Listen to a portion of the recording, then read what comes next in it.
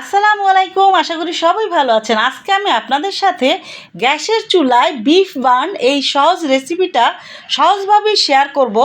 Of ক্যামেরাতে আমি যেগুলো তৈরি করেছিলাম সেখান থেকে একটা আমি ভেঙে শেয়ার করে নিচ্ছি। আসলে ভিডিওটা বড় হবে বলে এগুলো শেয়ার করা হয়নি। ভিতরটা একেবারে নরম তুলতুলে হয়েছে এবং ফুলেও গেছে, কিন্তু দারুণ কালারটাও জোস হয়েছে। দেখে কিন্তু বোঝাই যাচ্ছে না যেটা বাসায় তৈরি হয়েছে। আসুন এখন মূল রেসিপি দেখে নিই। এখানে আমি 4 কাপ ময়দা নিয়েছি এবং 1 কাপ ডানু গুঁড়া দুধ থেকে 1/3 কাপের মতো আমি গুঁড়া দুধ তুলে নর্মাল পানিতে এটা গুলে নিব। আর এটা লাস্টে আমি উপরে ব্রাশ করে নিব, সেটাও দেখতে পাবেন। এখানে ওই কাপেরই আধা কাপ আমি উঁচু করে নেওয়া চিনি দিয়েছি এবং 1 টেবিল চামচ লবণ দিয়েছি স্বাদ মতো আর কি, এবং 2 চা চামচ ইস্ট দিয়েছি এবং নর্মালে থাকা একটা ডিম দিয়ে ভালো করে প্রথমে শুকনো উপকরণগুলো মেখে নিয়ে আমি হালকা কুসুম গরম পানি দিয়ে এই ডোটা একটু মেখে নিব। আর এই ডোটা কিন্তু রুটি বা পরোটার যেভাবে ডো হয় তার থেকে একটু নরম হবে। আর এরকমের একটু নরম হলেই এটা একেবারে নরম তুলতুলে হবে। তেলটা প্রথমে দেইনি, এটা লাস্টে আমি দিয়ে 3 টেবিল চামচ মেখে নিয়ে তারপরে উপরটা আবার এভাবে সমান করে বাটির দিয়ে পাতলা করে আর কি, তারপরে 1 টেবিল চামচ তেল উপরে দিয়ে দিব। দিয়ে নিলে তাহলে হবে কি উপরটা শুকিয়ে যাবে না। আর একটা শুকনো পলিথিনের ভিতরে বাটিটা ঢুকিয়ে আমি 2 ঘন্টা ভালো ঢাকনাওয়ালা একটা সসপ্যানের ভিতরে এটা রেখে দিব। মোট কথা ফুলে ওঠা পর্যন্ত অপেক্ষা করতে এবং অবশ্যই আপনারা ভালো মানের ইস্ট নেবেন, তা না হলে আপনার শ্রম এবং উপকরণ সবগুলোই নষ্ট হবে। মাংসের ঝুরাবাজি এটা আমার চ্যানেলে দেওয়া আছে, আর এটা আমি বিফ দিয়ে করেছি। আপনারা চাইলে কিন্তু এই রেসিপিটা চিকেন দিয়ে করে নিতে পারেন। আর এভাবে তৈরি করে কিন্তু যদি রাখা যায় বাসায় মাংসের পুরটা, তাহলে অনেক নাস্তা তৈরি করাটাই সহজ হয়ে যায়। তবে আপনারা মাংসের পুর অন্যভাবে তৈরি করে নিতে পারেন। ভালো মানের ইস্ট নেবেন, তাহলে ফুলে ডাবলের থেকেও বেশি হয়ে যাবে। এভাবেই বাতাসটা বের করে দিয়ে এখন আমি ময়দা অল্প অল্প দিয়ে একটু নরম রেখে ডোটা মেখে তৈরি করে নিব। আর আমি এই ডোটা থেকে প্রথমে 8টা করে কেটে নিয়েছিলাম, পরে ওই 8টা থেকে আরও 2টা বাড়িয়ে মোট 10টা করে তৈরি করে নিয়েছিলাম। আমি কয়েকটা ডিজাইন আপনাদের সাথে শেয়ার করেছি, সে কারণে ভিডিওটা একটু বড় হয়ে গেছে। প্লিজ একটু ধৈর্য সহকারে দেখে নেবেন। জানি আপনাদের সময়ের অনেক মূল্য আছে, তারপরও এই অনুরোধটুকু আপনাদের সামনে আমি রাখলাম। সসপ্যানের এই ঢাকনাতে যেহেতু আমি এগুলো রাখবো, সেজন্য একটু তেল মেখে নিলাম, তাহলে কিন্তু খুব সহজেই উঠে আসবে হয়ে যাওয়ার পরে।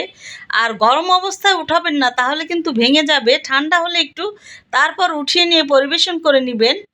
আর এই ভিডিও দেখে যদি ভালো লাগে, প্লিজ আমার চ্যানেলটা সাবস্ক্রাইব, লাইক, শেয়ার করে আমার পাশে থাকবেন।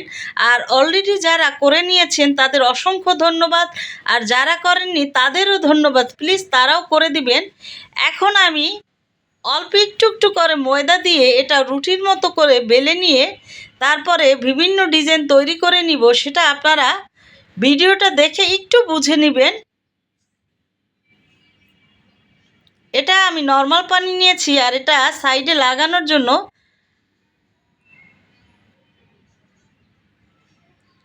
এটা গোলাপ ফুলের ডিজাইন। রুটির মতো বেলে নিতে হবে, তবে কিন্তু একটু পুরু রেখে, তারপরে রুটি বা পরোটার থেকে একটু পুরু হবে।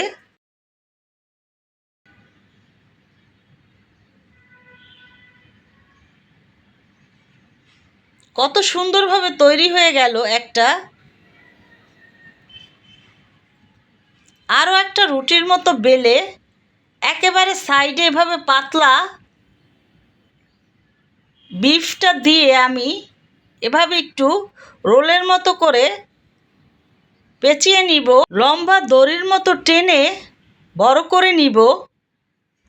এটা যেহেতু একটু নরম থাকে, সেজন্য টেনে যেভাবে খুশি সেভাবে আপনারা তৈরি করে নিতে পারবেন খুব সহজেই।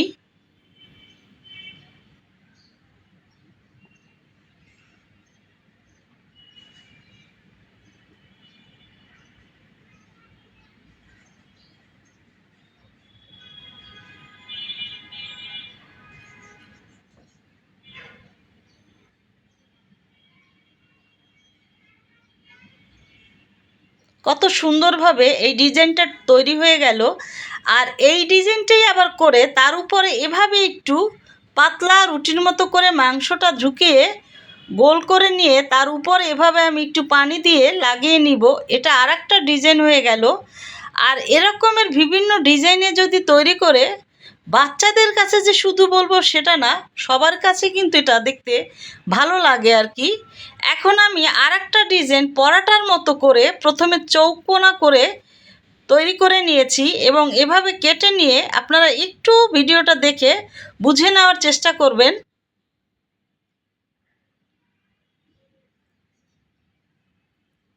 একটু টেনে চ্যাপটা করে দিতে হবে।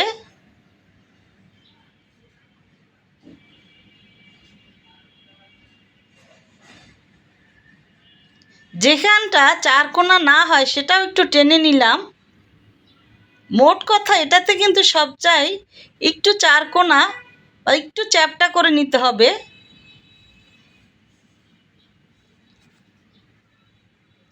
পানিটা লাগিয়ে নিলে তাহলে তৈরি হওয়ার পর একেবারে খুলে উপরে উঠবে না, একটু আটকে থাকবে এবং সেটা দেখতেও ভালো লাগবে। এটা বাস্কেট ডিজাইনের।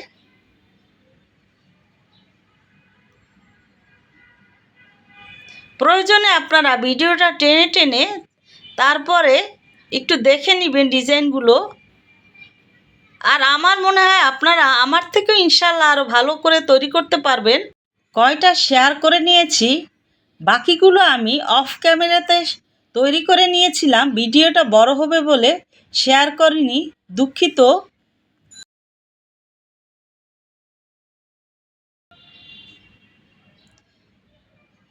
তৈরি হয়ে গেল এই ডিজাইনটাও।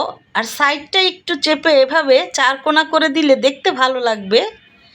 এখন আমি এগুলো সব 20 মিনিটের জন্য রেস্টে রেখে দিব। 20 মিনিট হয়ে যাওয়ার পরে আমি দুধটা যে গুলিয়ে রেখেছিলাম সেটা ব্রাশ করে দিয়ে উপরে সাদা তিল দিয়ে দিব। আর এভাবে দুধটা দিয়ে দিলে উপরে ব্রাশ করে, তাহলে এর কালারটা হয়ে যাওয়ার পরে গোল্ডেন কালার হবে, দেখতে ভালো লাগবে। তবে এটা কিন্তু আপনারা ডিমের কুসুম দিয়েও করে নিতে পারেন, সেটাও এরকমেরই হবে কালার। এগুলো কিন্তু আমি সবই চুলায় সসপ্যানে তৈরি করে নিয়েছিলাম। আর আমার কাছে মনে হয় যেটা ওভেনের থেকে চুলায় যদি এগুলো তৈরি করা যায় তাহলে সেটা সফটও যেমন হয়, কালারটাও সুন্দর হয়। যাদের ওভেন নেই তাদের কিন্তু কোনো রকমের সমস্যা নেই, চুলায় কিন্তু এভাবে সুন্দরভাবে তৈরি করতে পারবেন।